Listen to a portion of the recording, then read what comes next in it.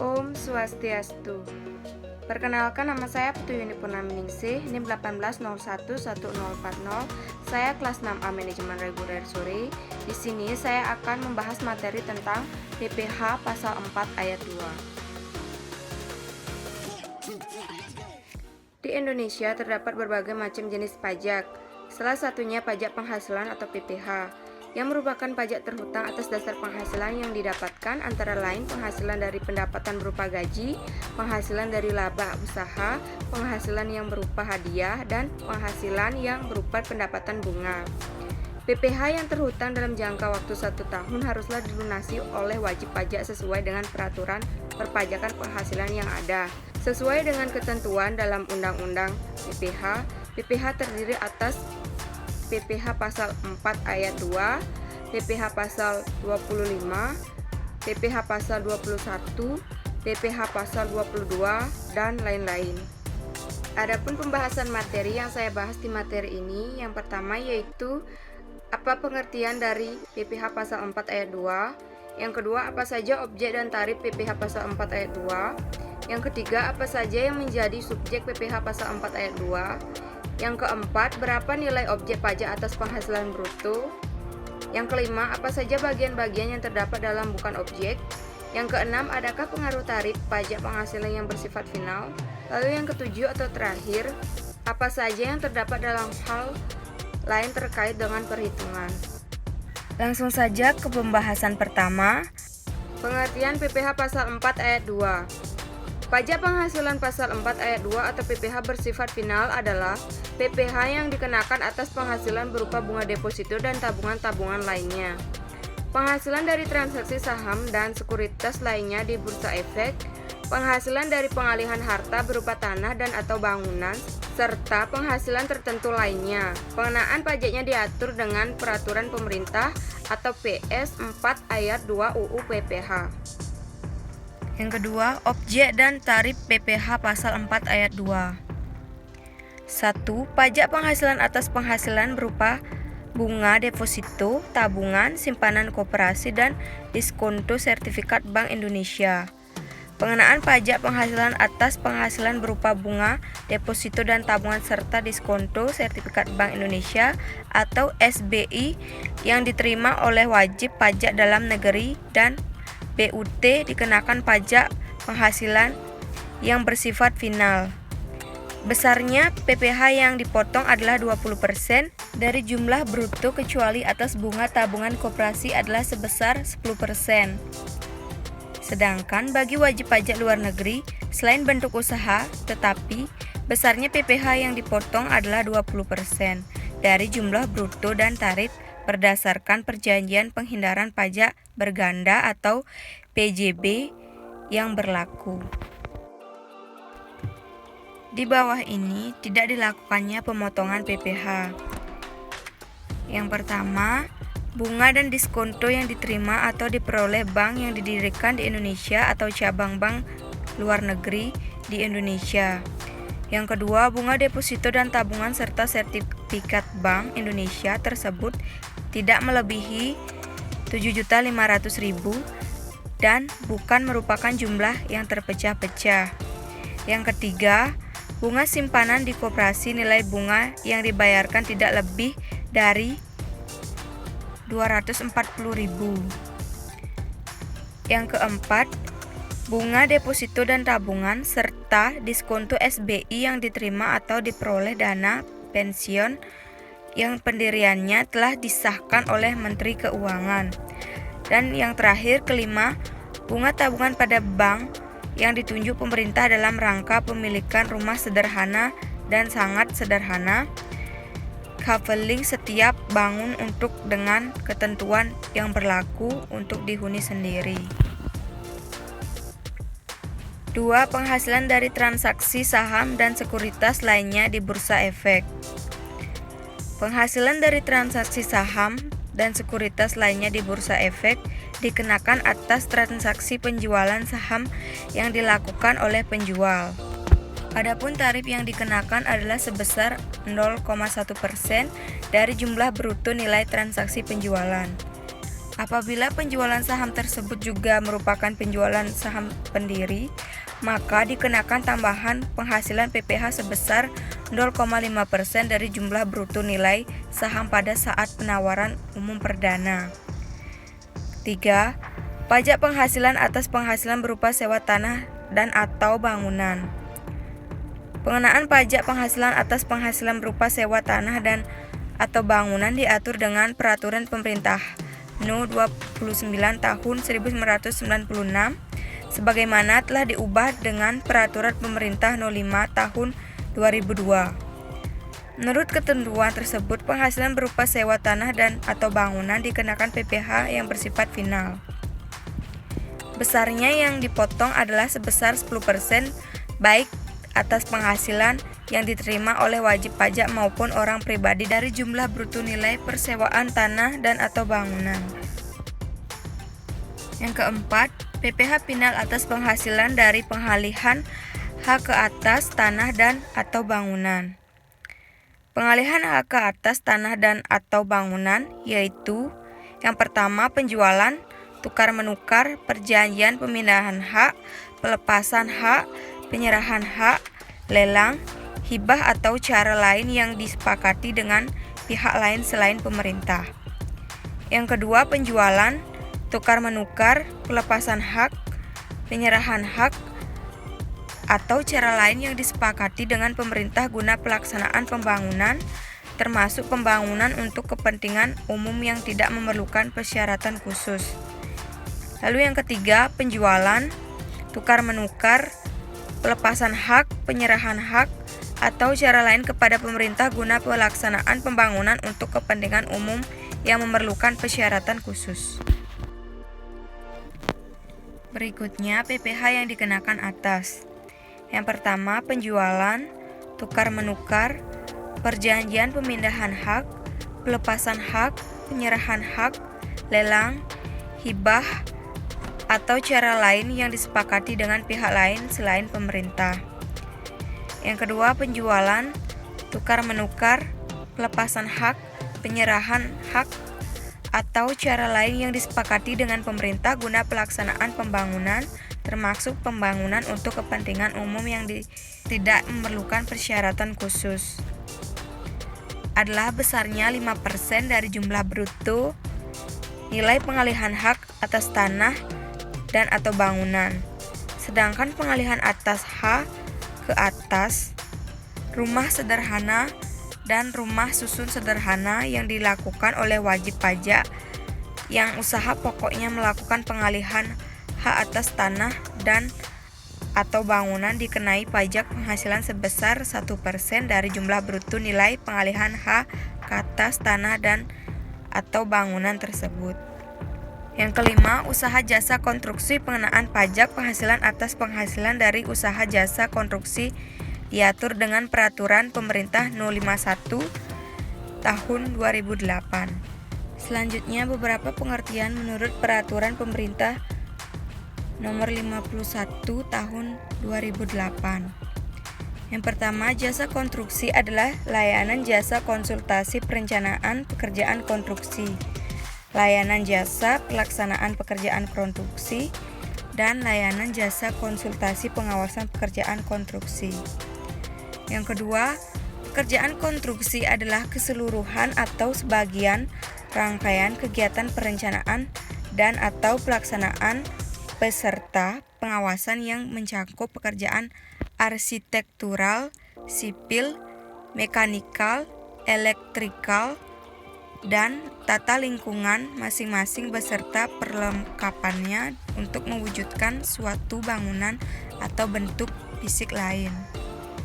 Yang ketiga, perencanaan konstruksi adalah pemberian jasa oleh orang pribadi atau badan yang dinyatakan ahli yang profesional di bidang perencanaan jasa konstruksi yang mampu mewujudkan pekerjaan dalam bentuk dokumen perencanaan bangunan fisik lain.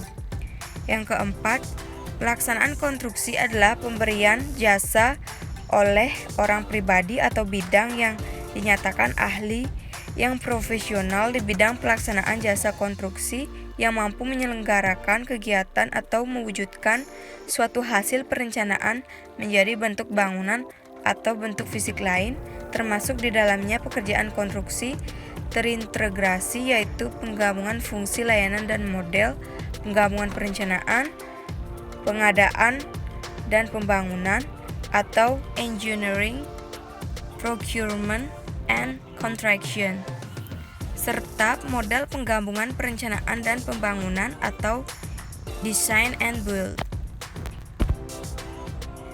Yang kelima, pengawasan konstruksi adalah pemberian jasa oleh pribadi atau oleh badan yang dinyatakan ahli yang profesional di bidang pengawasan jasa instruksi yang mampu melaksanakan pengawasan sejak awal pelaksanaan pekerjaan konstruksi sampai selesai dan diserah terimakan.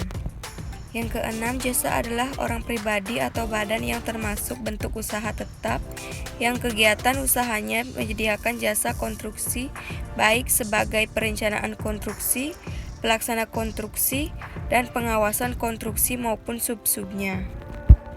Atas penghasilan dari usaha jasa konstruksi dikenakan pajak penghasilan yang bersifat final. Besarnya PPh yang dipotong adalah sebagai berikut. Yang pertama, 2% untuk pelunasan konstruksi yang dilakukan oleh penyediaan jasa yang memiliki kualifikasi usaha kecil. PPh atau final sama dengan 2% kali jumlah jasa. Yang kedua, 3% untuk pelaksanaan konstruksi yang dilakukan oleh penyediaan jasa selain penyediaan jasa sebagaimana dimaksud dalam huruf A PPh atau final 3% kali jumlah jasa. Yang ketiga, 4% untuk perencana konstruksi atau pengawasan konstruksi yang dilakukan oleh penyediaan jasa yang dimiliki kualifikasi usaha. PPh atau final 4% kali jumlah jasa. Yang keempat, 6% untuk perencana konstruksi atau pengawasan konstruksi yang dilakukan oleh penyediaan jasa yang tidak memiliki kualifikasi usaha. Pajak penyediaan jasa konstruksi dipotong oleh pengguna jasa pada saat pembayaran dalam hal penggunaan jasa merupakan pemotongan pajak dan disetor sendiri oleh penyediaan jasa dalam hal pengguna jasa bukan merupakan pemotongan pajak. Nomor 6. Pajak penghasilan atas hadiah undian. Pengenaan pajak penghasilan atas penghasilan berupa undian diatur dalam Peraturan Pemerintahan No. 132 Tahun 2000. Menurut ketentuan pemerintah tersebut, penghasilan berupa undian dengan nama dan dalam bentuk apapun dipotong atau dipungut. Pajak penghasilan yang bersifat final, besarnya pajak penghasilan yang wajib dipotong atau dipungut adalah sebesar 25% dari jumlah bruto hadiah undian.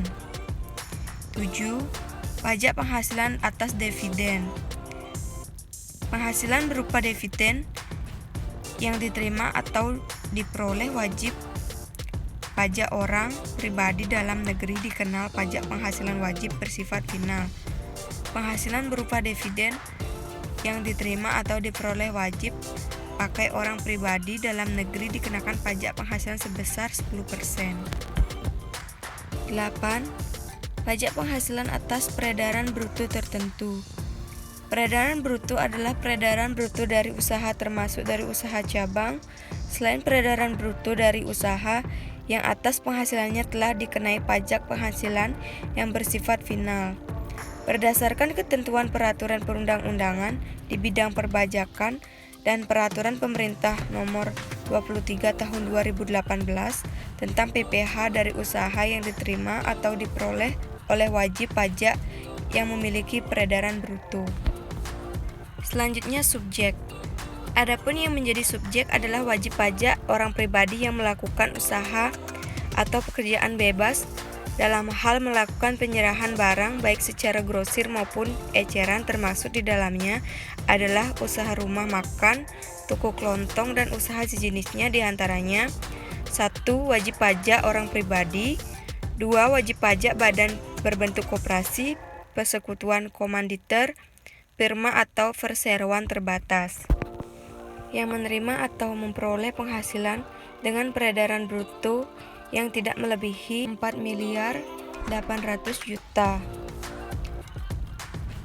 dalam 1 tahun pajak, kecuali wajib pajak orang pribadi yang menyelenggarakan kegiatan usaha jasa seperti tenaga ahli yang melakukan pekerjaan bebas yang terdiri dari pengacara, akuntan, arsitek, dokter, konsultan, notaris, PPAT, penilai dan aktuaris, pemain musik, pembawa acara, penyanyi, pelawak, bintang film, bintang sinetron, bintang iklan, sutradara, kru film, foto model, peragawan atau peragawati, pemain drama, penari, olahragawan, penasihat, pengajar, pelatih, penceramah, penyuluh, moderator, pengarang, peneliti, penerjemah, agen iklan, pengawas atau pengelola proyek, perantara, petugas penjajah barang dagangan,